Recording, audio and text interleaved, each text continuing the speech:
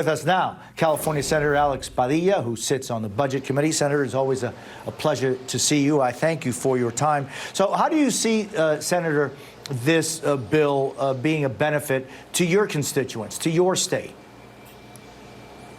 Look, this is a big deal. It's a historic measure that we're going to pass at some point this weekend. And just to give a couple of examples of what it means for the people of America and the people of California.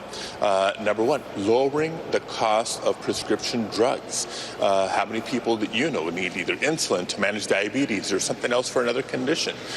Capping out-of-pocket costs for Medicare recipients. Look, in California alone, 6.5 million Medicare recipients, 1.8 million Californians that rely on premium subsidies for Affordable Care Act health coverage, and that we're showing that up in the course of this measure. Tack on to that the historic investment in battling climate change. California, I'm not proud of this, but it is, Exhibit A on climate change impacts are here and now, not 20 years from now, here and now with wildfire season just beginning. So historic investments in healthcare, deficit reduction as well, climate change, it's an ultimate win-win-win if you ask me. Senator, you know, when I look at that and I hear, you know, talking about, you know, lowering the cost of prescription drugs, it seems as though almost every administration and every politician talks about this is going to lower the cost of prescription drugs. It's going to do this and it's do that. And it just seems like it never gets done. Even when they say, oh, this is included in this bill, why is it so difficult to deal with that specific issue? Yeah, I think a lot of people have tried. A lot of people campaigned on it, obviously.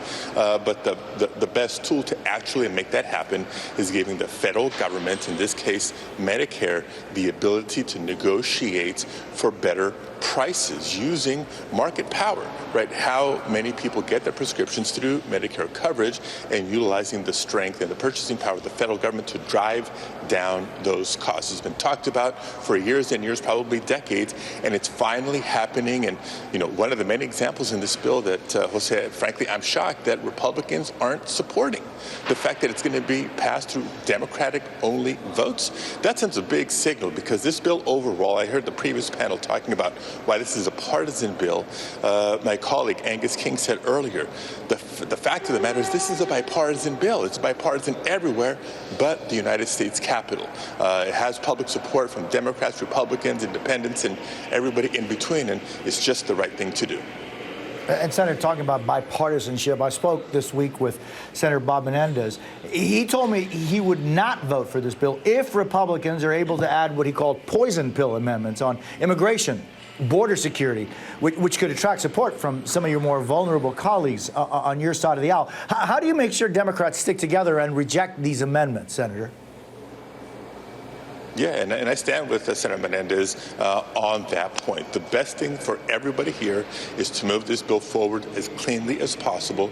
We know because of the uniqueness of the reconciliation process, Republicans are going to try to add some poison pill amendments and try to unravel the whole deal. So Democrats have to stick together, just say no to any changes. Let's take this huge win-win-win-win and move forward. So voting down amendments and making sure that, look, on immigration specifically, because that's what Senator Menendez is talking about. We've worked hard this last year and a half to try to make progress on immigration reform, and it's been hard. The 50-50 Senate, the filibuster rule, et cetera. So if we're not going to make significant progress in immigration reform, I'll be damned if we're taking steps backward because of some hostile amendments that Republicans are no doubt going to offer this weekend. And Senator, as far as immigration and you know, the border crisis, and you're always so clear on separating those two issues. We're in full employment essentially in our country. There are so many jobs out there available that people just, there are no people to take them. You know, there are 11 and 12 million people who have been in this country, who have been participating in our economy for years now, who are fully vetted and could immediately come in and help our economy. And yet there is no movement on that. MPP is still in place a month plus after the Supreme Court said it could be taken out. Title 42 is still in effect. Two different things, but related to something that could help our economy, Senator. Exactly, and the studies are out there, the data is out there. If we were to advance pathways to citizenship, not automatic, but pathways to citizenship for so many immigrants that have earned it, that are here today, it would be a net benefit to the economy for everybody. But sadly, immigration is just one example. We expect hostile amendments this weekend, possibly on the right to choice or the right to an abortion, marriage equality, civil rights protections, voting rights issues. There's, this voter-rama that you're going to see is going to be exploited by Republicans with political grandstanding and hostile amendments. We got to stand together as Democrats to defeat any of these hostile amendments and take these huge wins to the American people, because we have a lot to be proud of given what we accomplished last year, the American Rescue Plan, the infrastructure bill, investments in semiconductors and chips, a whole lot of federal judges that have been confirmed, and now this. I think Democrats are on a roll. Senator Alex Padilla, who will be spending the weekend in Washington, D.C., I thank you, sir, for your time. A frightening moment in